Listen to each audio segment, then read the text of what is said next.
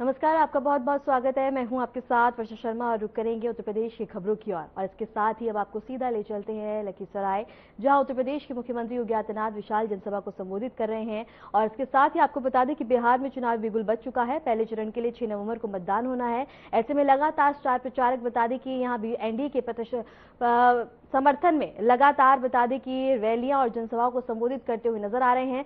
इस दौरान सीएम योगी आदित्यनाथ क्या कुछ कह रहे हैं, आइए आपको सुनवाते हैं। के सभी पदाधिकारीगण, लखीसराय विधानसभा क्षेत्र से जुड़े हुए सभी मेरे उत्साही बहनों और भाइयों, बिहार की इस पावन धरा को, जिस पावन धरा ने ऋषि श्रृंगी को महाराज दशरथ के पुत्र कामेष्टि यज्ञ के लिए प्रदान किया हो, जहां पर देवादिदेव महादेव भोलेनाथ का इंद्र दम्मेश्वर महादेव अशोक धाम स्थित है, ऐसी बिहार की लखीसराय की इस पावन धरा को कोटि कोटि नमन करते हुए आप सबका मैं हृदय से अभिनंदन करता हूं। बहनों और भाइयों, मैं आज के इस अवसर पर आपके पास इसलिए भी आया हूं,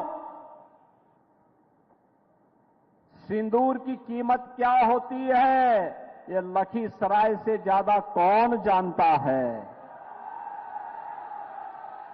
और भारत की बहनों के सिंदूर की रक्षा करने के लिए प्रधानमंत्री मोदी जी ने अपने दुश्मन के खिलाफ ऑपरेशन सिंदूर के माध्यम से जिन तोपों का इस्तेमाल किया था, जो मिसाइल इस्तेमाल की गई थी, वह लखनऊ में ही हम लोगों ने बनवाई थी। और आज इसीलिए मैं आज आपके बीच आया हूं। बहनों और भाइयों, यही अंतर है जंगल राज और सुशासन में। पहले बिहार के नौजवानों के सामने पहचान का संकट था। बिहार में कोई गरीब कल्याणकारी योजनाएं लागू नहीं हो पाती थी। बिहार के अंदर विकास के कार्य दिखाई नहीं देते थे, क्योंकि विकास के लिए जो पैसा होता था, ये परिवारवाद और वंशवाद पर चलने वाली आरजेडी और कांग्रेस के नेता सब हड़प जाते थे, सब कुछ डकार जाते थे। बिहार के लोगों के सामने, नौजवानों के सामने नौकरी का संकट था, आजीविका का संकट नागरिकों के सामने था। अन्नदाता किसान प्लान करने के लिए मजबूर था, श्रमिक भटकता था, व्यापारी असुरक्षित था, बहन और बेटी की इज्जत दांव पे लगी थी। बहनों और भाइयों, 2005 में बिहार के नौजवानों ने, बिहार के अन्नदाता किसानों ने, बिहार के नागरिकों ने अंगड़ाई ली। बिहार के अंदर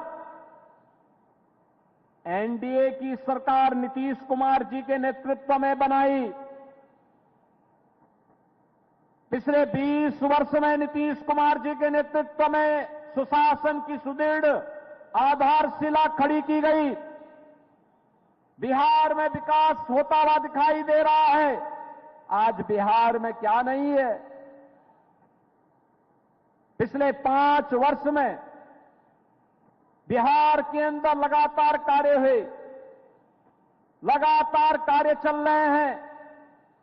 सड़क की कनेक्टिविटी है, रेल की कनेक्टिविटी है, एयरपोर्ट बन रहे हैं, वाटरवे के निर्माण को युद्ध स्तर पर आगे बढ़ाया गया है। अब बिहार में बनने वाला कोई भी उत्पाद, बिहार में पैदा होने वाली कोई भी वेजिटेबल, कोई भी खाद्यान्न और बिहार में पैदा होने वाला मखाना अब वैश्विक मार्केट में जाएगा तो हमारे अन्नदाता किसान और हमारा व्यापारी ज्यादा मुनाफा कमाने का काम करेगा। आज बिहार में स्कूल और कॉलेजेस बन रहे हैं। आज बिहार में इंजीनियरिंग कॉलेजेस की एक श्रृंखला है। आज बिहार के अंदर मेडिकल कॉलेजेस बन रहे हैं। आज बिहार के अंदर एनआईटी है, आईएम है, एम्स है।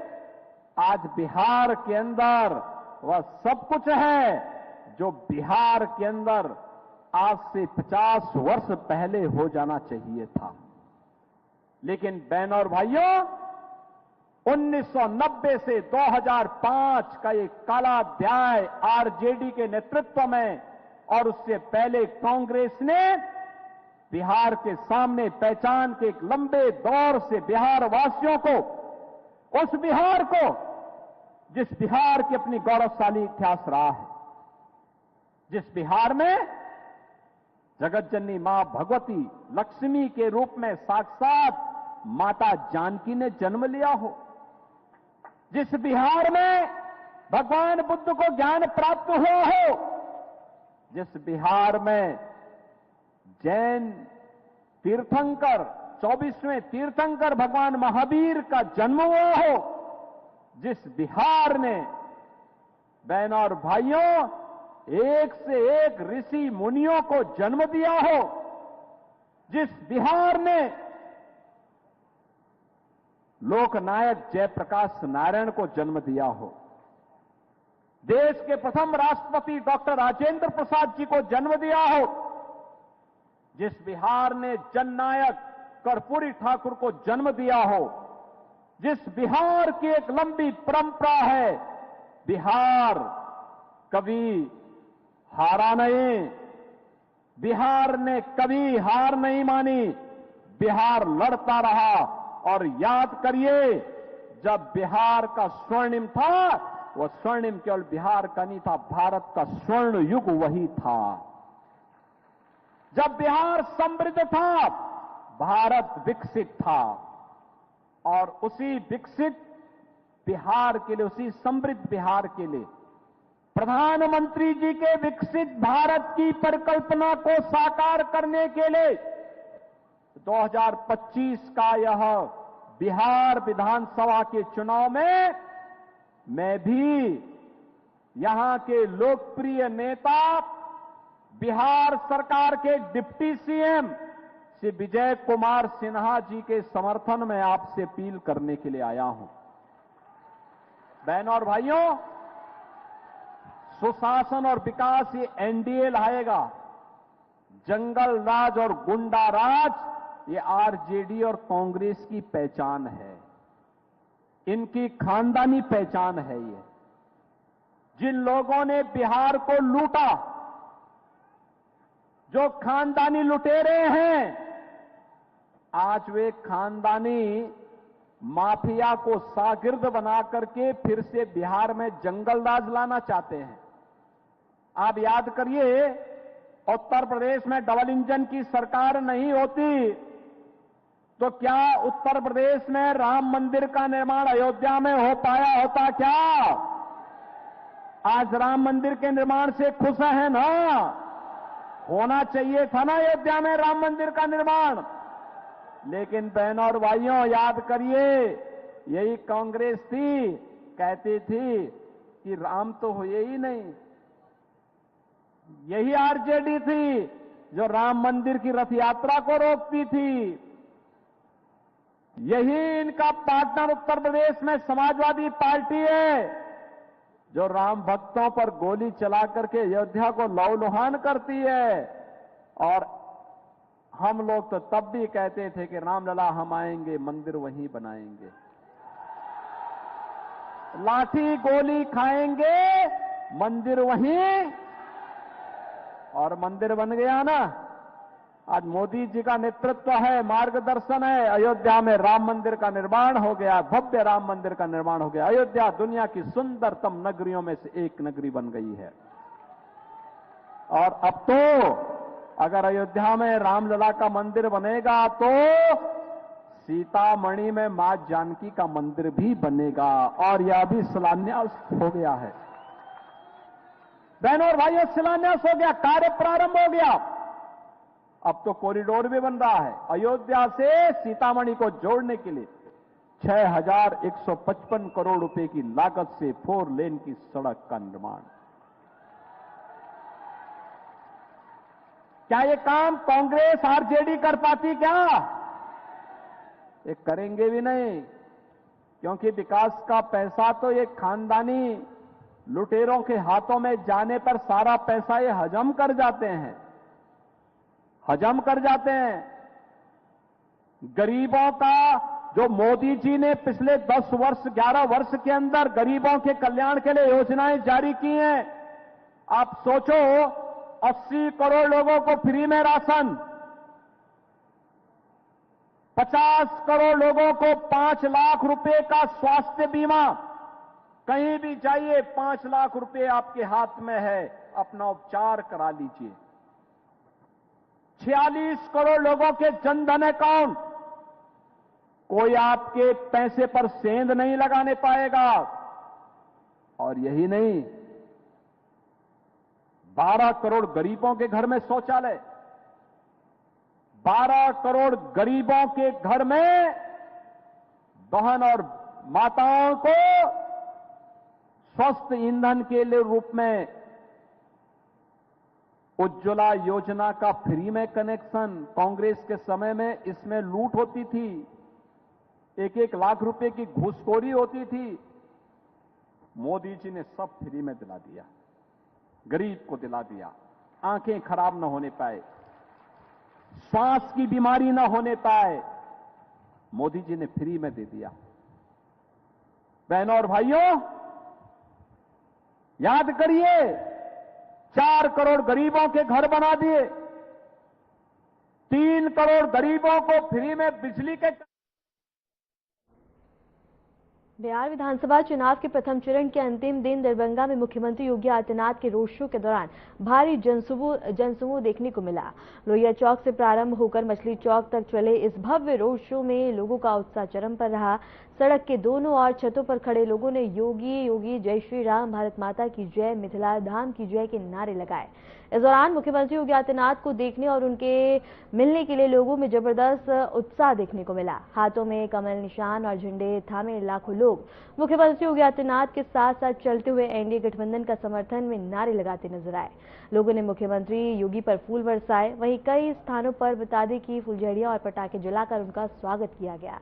इस मौके पर मुख्यमंत्री योगी आदित्यनाथ ने जनता का अभिवादन करते हुए कहा कि आज के इस ऐतिहासिक रोड शो में दरभंगा नगर वासियों ने जो उत्साह दिखाया, खासतौर पर यहाँ के युवाओं और सामाजिक संगठनों ने, इसके प्रति मैं आप सभी का हृदय से अभिनंदन करता हूँ।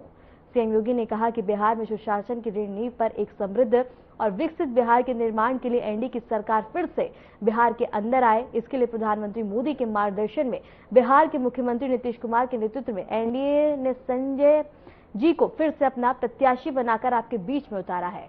उन्होंने कहा कि लगातार उन्हें आपका आशीर्वाद प्राप्त हो रहा है, फिर एक बार उन्हें अपना आशीर्वाद देकर एनडीए की सरकार बनाने में अपना योगदान दें। इसके लिए मैं आप सभी से अपील करने आया हूं।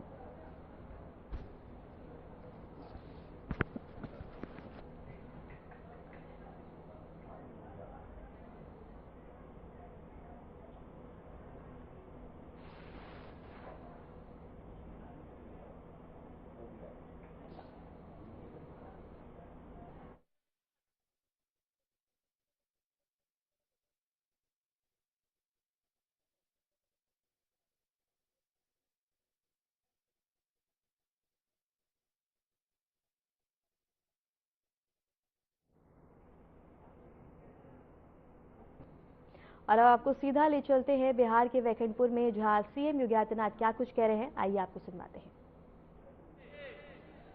बिहार का नौजवान देश और दुनिया में जहां कहीं गया, अपनी प्रतिभा का लोहा मनवाया है। अपनी बुद्धि, अपनी मेधा से उस क्षेत्र की समृद्धि में योगदान किया है। बिहार के नौजवान ने अपने स्तर पर पूरा प्रयास किया। लेकिन बहनों और भाइयों, बिहार का नौजवान जो कुछ भी किया है, अपनी परंपरा, अपनी विरासत को ध्यान में रख करके हमेशा किया है। क्योंकि ये धरती, इसने तो महात्मा बुद्ध को भी ज्ञान प्रदान किया था।